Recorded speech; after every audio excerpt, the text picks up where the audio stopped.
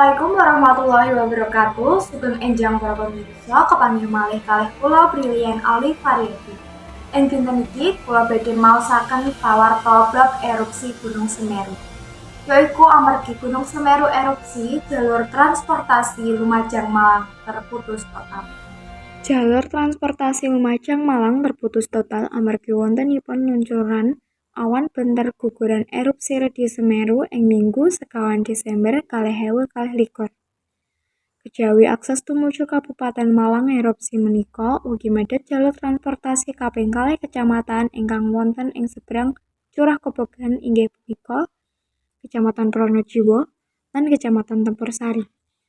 Sanes namung puniku, alternatif Curah Kobogan utawi ingkang asring dipunsebat Tol Cikalhi ugi sampun ditutup total wiwit awan benter mandheg. Saking puncak Semeru, akses darurat ngagem jembatan gantung Gledak Perak ugi taksih ditutup. Amargi wontenipun pengecoran pondasi pembangunan jembatan permanen Gledak Perak. Bibar terdampak erupsi Semeru warsa 2021 kepengker dumugi wanci puniki.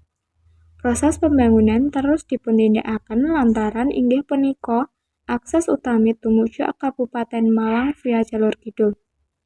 Sawetawis petugas kepolisian nglampahaken utawi nindakaken panjagian wiwit saking pertigaan Sumberwuluh kagem nyegah wargi ingkang badhe mlebet dhateng Kacargene, Kamar Kacang, lan Curah Kobogan. Saderengipun, Badan Vulkanologi lan Mitigasi Bencana Geologi sampun ngenggihaken status Redi Semeru saking saderengipun level 3 utawi siaga dados level sekawan utawi awas. Kaetang tabuh 12 wekdal Indonesia Kilen. Badan Vulkanologi lan Mitigasi Bencana Geologi nyaranaken supados boten wonten aktivitas lebet radius 17 km wonten besuk Kobokan lan Kali Lanang satebih 19 km. Semanten wartos ingkang angsal kula aturaken dinten puniki, kula Brilian Ali Variety ngaturaken matur nuwun lan dumugi panggih ing wekdal lan acara ingkang sami benjing dinten.